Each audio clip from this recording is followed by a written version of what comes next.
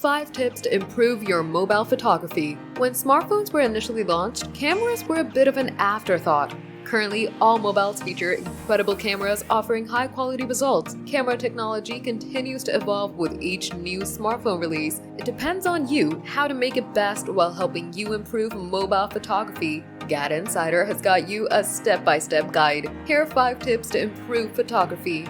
Do not zoom.